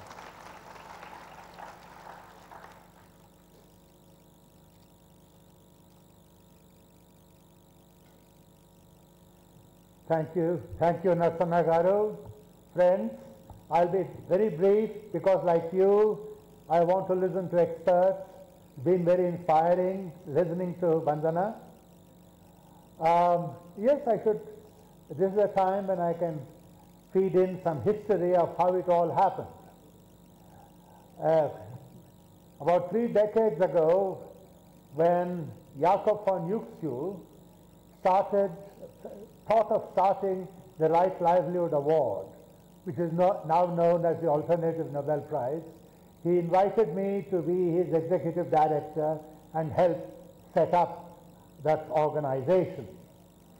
At that time, both Jakob and I thought that the whole process may take a decade or 2 decades. And he asked me whether I would be committed to it, and I said yes, because what we need is recognition of people like Vandana who are doing something for people today, rather than acknowledged scientists who have worked all their lives and as a Nobel Prize does. So that's how it was, and it was just amazing in the whole process that setting it up was all over very quickly within less than 2 years. Vandana said, we respect the small, and that was how it was. There was a kind of energy among people in the world, and the setting up of that organization was done remarkably fast. In the process, I came to meet and know not only Vandana, but also Bill. And it seemed to me at that time that India was a place that needed permaculture. And I requested Bill, would it be possible for him and Robin to visit India? And he said yes. But the question was, of course, finding the travel money and all of that. At that time, the Right Livelihood Award, we had collected the funds from donors, and Jakob said, yes, why don't we have a conference in India with Bill Mollison and Manfred from Chile and several others. And there was an occasion, Devaki Jain, who is very well known as a scholar and an activist. She had established a conference in Bangalore, so that's how it all came about.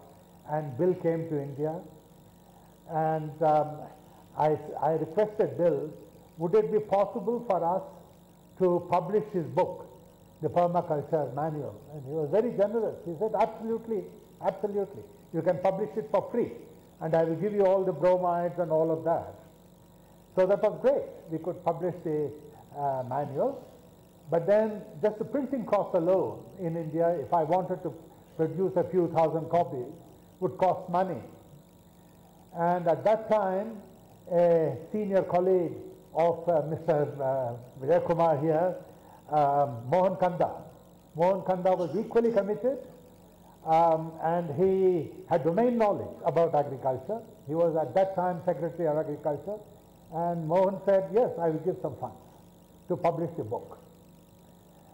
Then, but even that wasn't enough. If we wanted to distribute the manual on permaculture manual to all the agricultural departments in India, I still needed some more money. And someone said, why don't you call Father Bacher, who was in Ahmednagar? He was working for Miserion. I never met Father Bacher. I called him on the phone. We spoke for something like 5 minutes. I introduced myself and I talked about Bill, and I said, here is the chance we can produce this manual in India. And he said, how much money do you want? On the phone. And I gave a figure, and he said, done, I'll send you the money. And the book was published, and that's how Dr. Venkat, he was already a permaculturist. He was already an ecological farmer, and for him it was very natural to think of care of the earth and care of people coming together.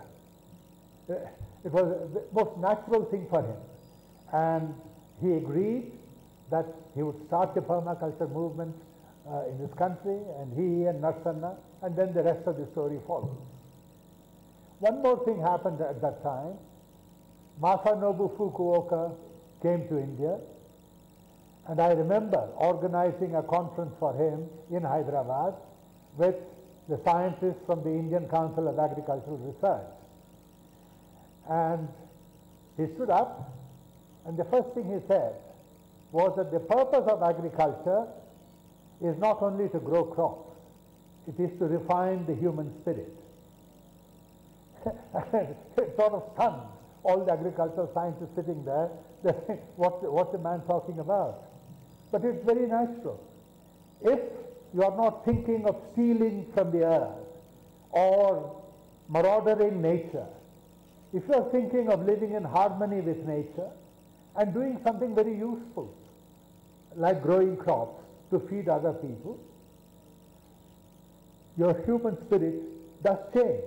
It changes from being a mere consumer, somebody who's thinking only of money, to being a person within a community. It was just a natural idea. And it struck me when Masanobu Fukuoka said that this land of India is an ancient land, and it is very natural that this thought should come once again here and take flower. Because what he was talking about was a connection between permaculture, which is a way of doing ecological agriculture, and community building. And what we are. And when I thought of the history of India, you know, an ancient people with something like 5,000 communities living here. Adivasis, Dalits, different sects of Hindus, Muslims, Sikhs, Jains. And when you thought of the history of this, for example, St. Thomas, the apostle, established a church in India before a church was established in Europe. When Titus drove the Jews out of Jerusalem, the first place they came to was India. So you had a synagogue in India 2000 years after the expulsion from Jerusalem. There is a long oral tradition that a king from Kerala went all the way to the Middle East, met the Holy Prophet, and became a Muslim and came back and established a mosque. The reason I'm mentioning this is that the permaculture movement, people from 63 countries coming here, reminds us that what you're talking about is preserving the wonderful variety in nature. Nature gives us all these options. What is death is reducing it to some kind of monoculture, not only in agriculture, but also in the culture of humanity. And your coming here does remind Indians that what we have lived with, which is a great variety of culture, of beliefs, of traditions, is what keeps humanity alive and creative.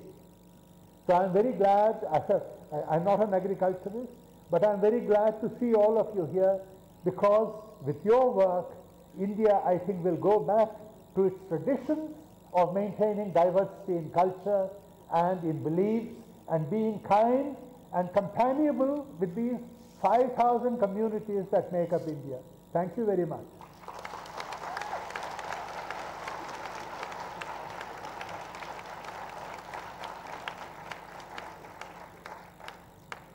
Thank you so much, sir. So now I request Vasanta ji to speak few words, because she is a person who was closely seeing what Venkat was thoughts and what his actions and how serious about these issues. Just I request Vasanta ji to speak few words.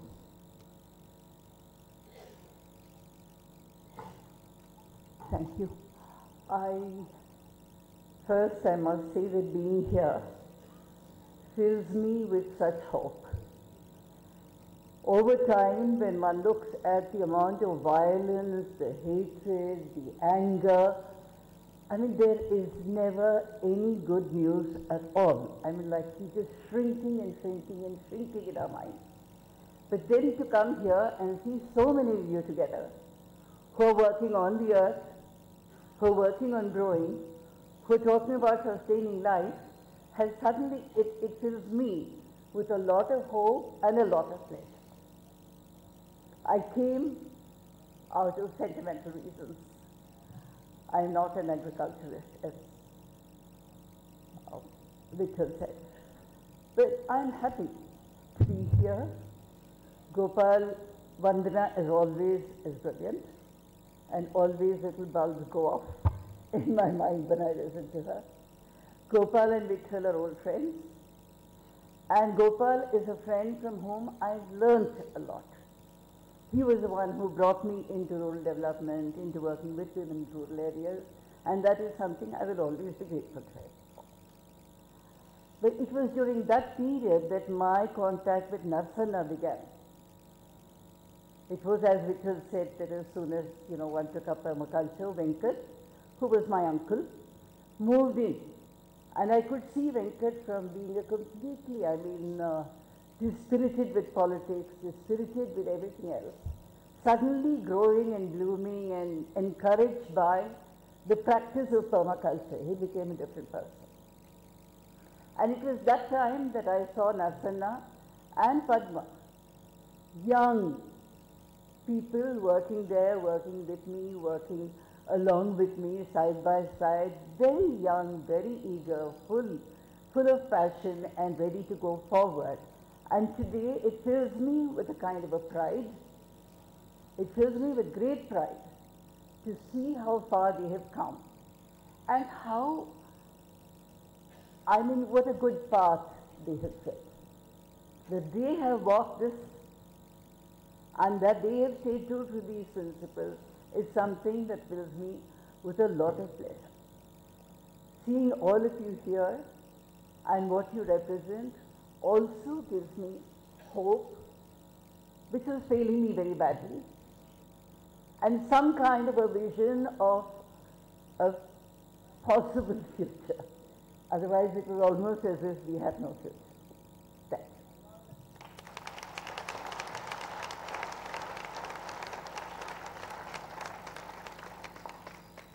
Thank you so much, ma'am, for your kind words. So now I request Gopal Garu few words, then we have a session with Robin Francis.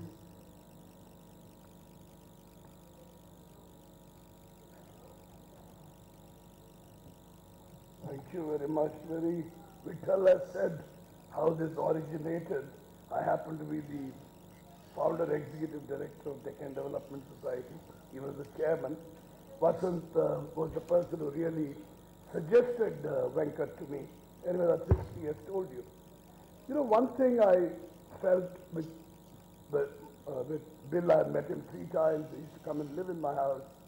Masanobu Fukuoka and Venkat. Not because they are gone, but I think they are such wonderful people.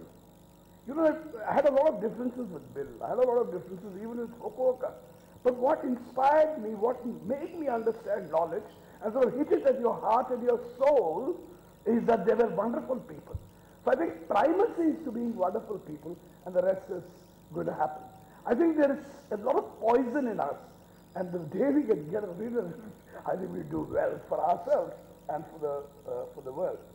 So that's my only lesson. What I believe is that I'm really impressed that Natsana and Padma have taken this to such a critical mass of knowledge and practice, and so much of sort of solidarity. Hats off, you know, we never knew, when we put the seal of inviting Bill Mollison, you know, it's one of those things we said, let's do. And we did it, and 30 years later, I think, and that's what I'm saying, the wonderful people that Padma and Narsana are makes it happen.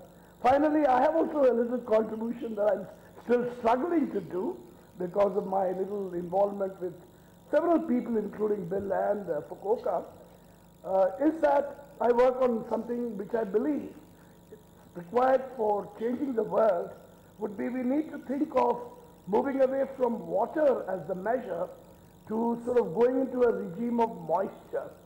You know, I think that's something which we need to think of, because then what Vandana talks about, the ability of the carbon to absorb, etc. I think those are pragmatic changes on which this little guy Gopal is trying to struggle with. The other part is that, well, we can certainly blame chemicals, and we have realized what catastrophe it's causing. But I do think that we have to give a much greater fillip to the biologicals. And how we are going to do those biologicals is very, very crucial, both for the plant and for efficient water management and for efficient oxygen in the soil, which will also then lead to the improvement in the physical condition of the soil. If we are able to change the physical condition of the soil and the biological condition, I think we can give a good run to the chemical companies for their money. Thank you.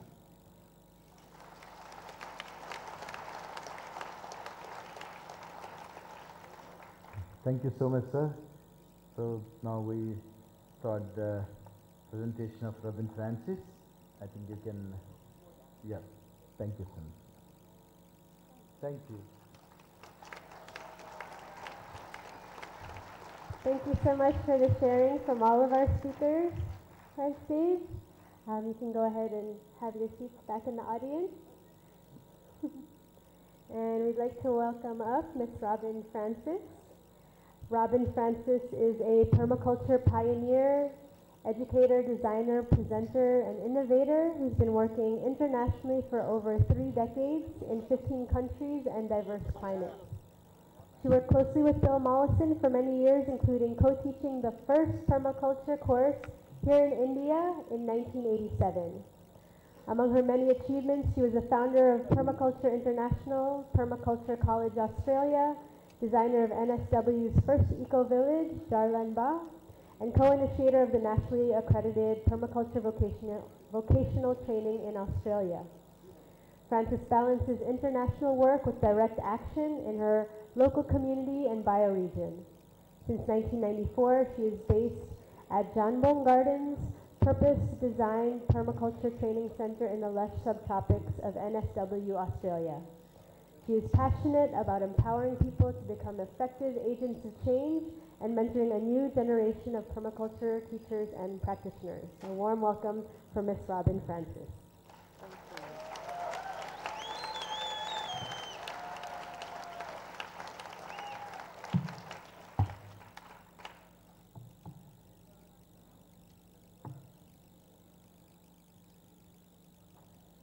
So I've got some pictures for you.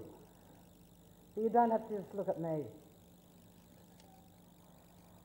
So the theme, women as agents of change, I think is really important. It gets to the heart of things. And I find that women are really at the forefront of regenerating communities and building resilience in a changing world. So what I'd like to do this morning is share some stories with you of people who are doing amazing things.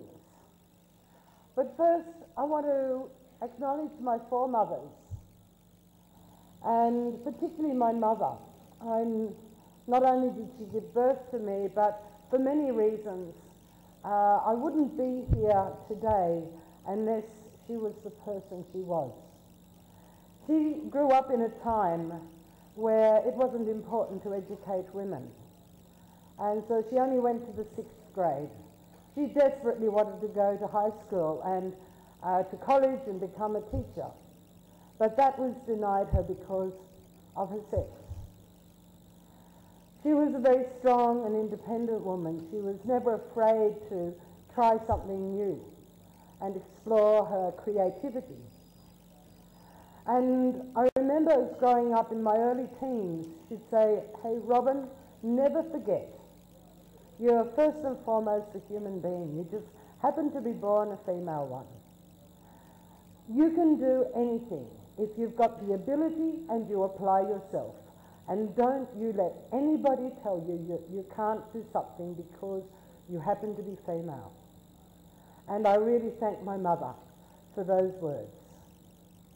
I also thank my father for being really supportive.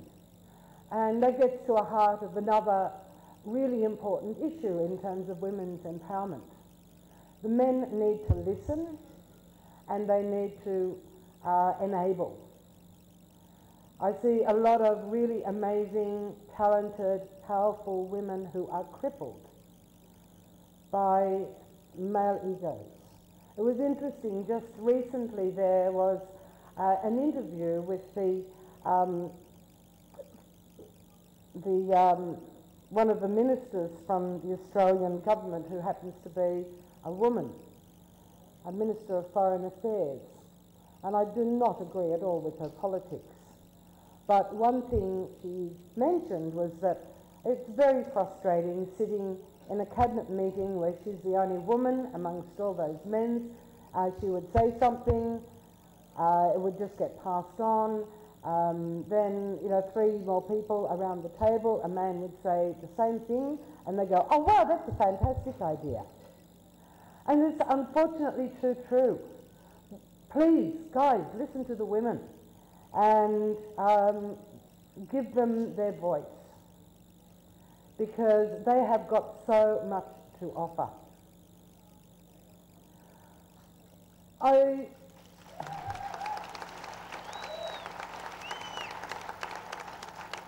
So I also want to acknowledge, give special thanks and gratitude to the men who support and enable women to be agents of change.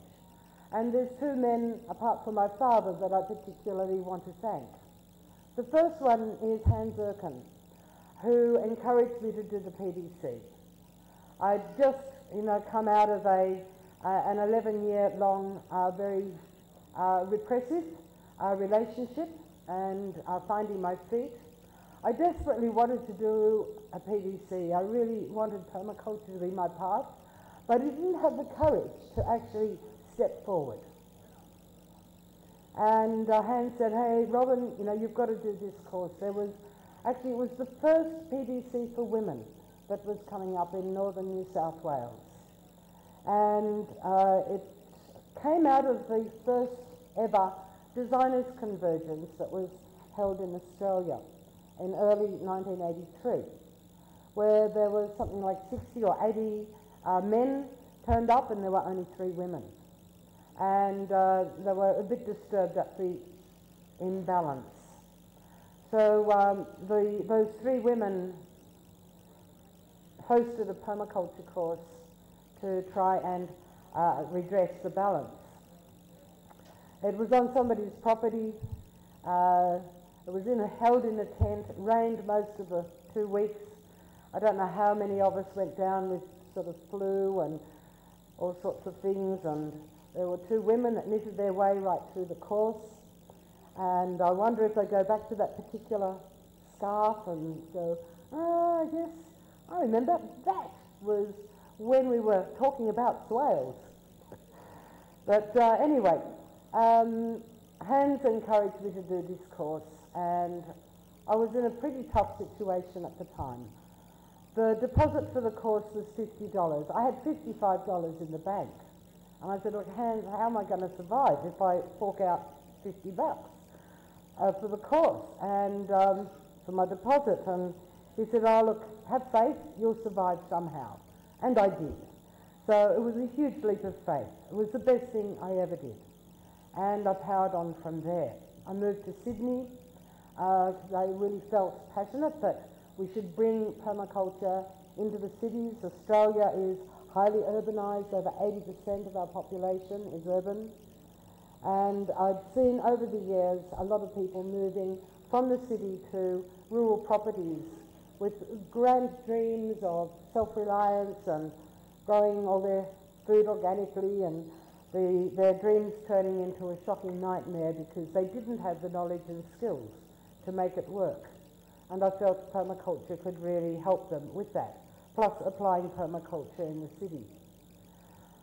Not long after I moved to Sydney and started networking and setting up a permaculture group there, Bill Mollison was teaching a PDC, and I was introduced to him and had dinner with him at a friend's place, and he saw that I was coming in with a lot of passion, with a lot of practical experience of 10 years of organic gardening and community work, and he really encouraged me and became a great friend, teacher and mentor for the following 10 years. It was wonderful to join Bill in Hyderabad in 1986 in December. It was on the return journey from the second IPC in the USA. Bill and Rennie Slay had gone to Nepal to teach the first PDC there, and I'd been doing some workshops and so forth in Germany, and we rendezvoused here in Hyderabad, where the people you've just heard from had arranged for a one-day introductory seminar at the Goethe Institute in Hyderabad, and Bill gave me one of those sessions to share what I was doing with my small rented backyard in Sydney, which Dr. Venkat found very inspiring, and we had discussions about the first PDC, and so it was 6 or 7 months later that I came with Bill to teach the first PDC, and you can see here some photos from that course. Dr. Venkat here on the bottom right, looking at the A-frame, and over on the far right you see the young Nasana next to Venkat.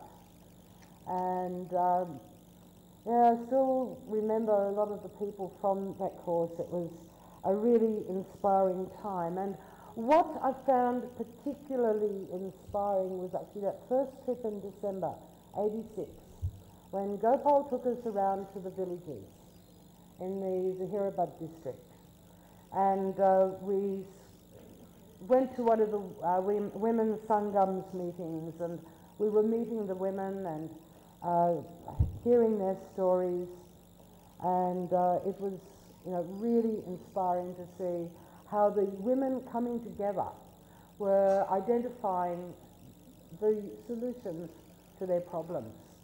And they were setting up food networks. They were being trained as barefoot health workers. I joined a group of those to a visit to the Hyderabad Zoo, which was a lot of fun. And just, so much incredible work was going on. Two of the women participants who were in that course also really impressed me. The one on the, is there a thing here to switch the slide forward? Okay. The lady on the left is Gangama, and if you look in the designer's manual, the mandala garden design, beautifully drawn by Andrew Jeeves, is called Gangama's Mandala because she was standing with Bill and I when we were looking at the course practical, and well, everybody's interested in banana circles, let's make one of those, and then we sort of said, oh, let's put some keyhole beds around it, and she said, oh look, it's a mandala. But she was working with tribal people in the hills around Mysore, and her stories were just so inspiring and just really very touching.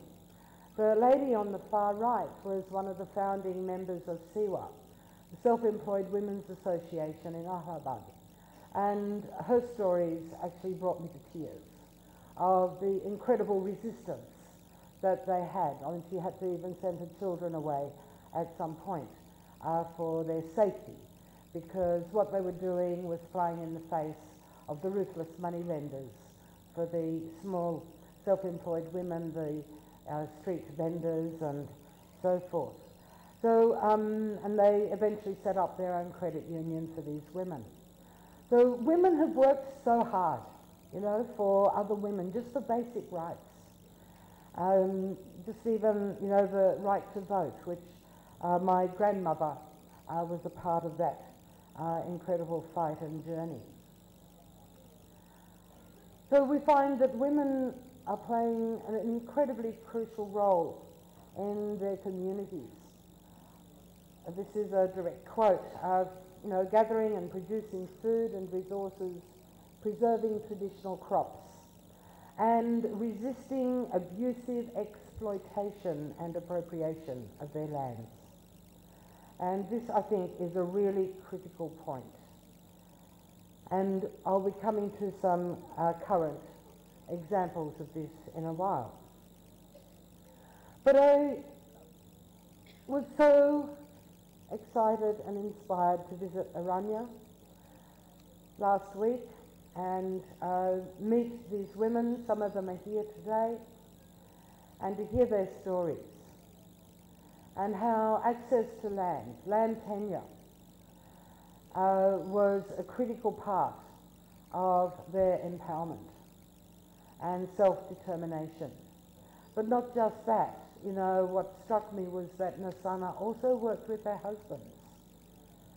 So the women were actually free to find and fulfill their potential, which comes back to that theme. It's not just empowering women, we've got to work with the men to enable and permit the women to realise their potential.